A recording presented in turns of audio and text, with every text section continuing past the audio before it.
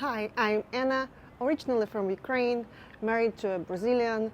We lived in the US for many years, and now we are bouncing around the world with our two little ones. I wanted to start sharing a bit of our life here. So I had two babies in two different countries, one in the US and the one recently here in Argentina. And honestly, they couldn't have been more different. In this video, I'm going to share what those two experiences were like, what was better, what was harder, and what I definitely never do again. Also, how I changed between them, because the second time around, I wasn't the same person. If you are into honest takes on motherhood, travel, and figuring things out as you go, subscribe. I've got more coming. Let's get into it. I walked into that hospital in New York thinking I was prepared. I'd done the birth classes, I hired a doula, read all the articles on interventions. I really thought I'd make a smart, informed decision. Things got complicated. But when they told me it had to be C-section, or it could be dangerous for the baby, it didn't feel like a decision at all. It felt like I had failed, like maybe I knew too much, because now I was just full of guilt. I won't go into full birth story here. This video is more of a comparison between the US and Argentina. But if you want a deep dive into my first birth story, let me know in the comments. Anyway, when my son was born, they said he had fluid in his lungs. He went straight to the NICU. I spent over a day without him. He was healthy, thankfully, but it wasn't at all how I imagined it. It took me a long time to make peace with that experience. We decided I would give birth in Argentina just a few months before it actually happened. I was excited to settle somewhere, but also I was completely lost. No insurance, no idea how the healthcare system worked. Just me and Google Translate. And after what happened the first time, I was anxious. I really needed to find a doctor I could trust. Then I met my OB. At our first appointment, she gave me her personal WhatsApp number and said, "You can text me anytime." I thought she was just being polite, until I actually texted her at like 8 p.m. And she replied me like it was totally normal. Or at one appointment, I brought my husband and 3 full pages of questions. Stuff like, what if this is gonna happen again? Or what do you think about interventions? Or how do you feel about natural birth after C-section? My husband, he saw all these pages, he laughed at me. Front and back. Very exciting. Hormones and all those stuff, so I cried. And she was so kind, she took photos of all of the questions. She said she'd reply them later on WhatsApp.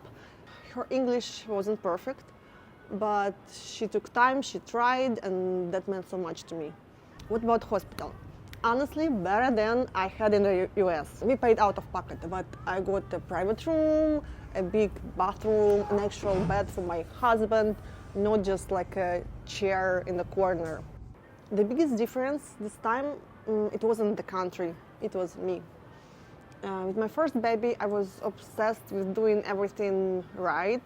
I had checklist for every detail, researched every brand. I bought way too many things we barely even used. I thought being ready meant controlling every detail. This time, I focused on the basics, like clothes for the summer, a safe place for her to sleep, a few muslin clothes, just that. And I did something I didn't do the first time around. I asked for help. Back in New York, we had just moved. I didn't know anyone. I couldn't bring anyone to stay with us. This time, I brought my parents. My mom helped me with the little one. My dad took my son to the park. He did groceries, he cooked. It gave me space to breathe, time to recover, time to actually be with my baby and give my older son attention as well without completely falling apart.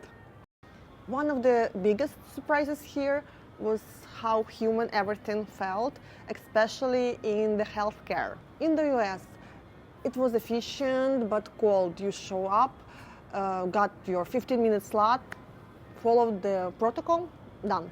Here, my OB greeted me with the kiss on the cheek. She asked how I really was feeling, she listened, and the prices. Total shock. Ultrasound here cost $30. Same exact thing in the US, what, like $8.50? With insurance, you still pay much more than here. And one more thing, babies born in Argentina get citizenship, like in the US, or they changed it already. But here, the parents can apply for residency, and later, citizenship too. It honestly felt like the country was saying, welcome, you're part of this now. This whole experience reminded me, you can prep all you want, but things might still go differently. And that doesn't mean you failed. It just means life showed up in its own way. And the hardest part about giving birth in the US wasn't even the C-section itself. It was that instead of feeling supported, I felt pressured, like the doctors just wanted to follow what was easier for them. When I tried to stand up for myself and my baby, I wasn't exactly met with kindness. Having a baby in a different country isn't easy, but it opened my eyes to how many ways there are to do things right. Every birth story teaches you something, even if it's not the lesson you expected.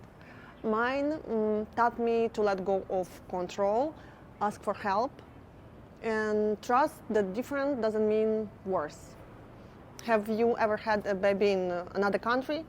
Or maybe moved while pregnant? Or just have two different experiences? Tell me in the comments. I'd really love to hear your story. And if you are new here, feel free to subscribe. I'll be sharing more about life abroad, motherhood, and everything in between. Oof, it's so cold, it's winter in Argentina, but the light wasn't very good inside. And also, I have these babies, so the way I talk is a bit weird. Need to get used to it. Okay, thank you.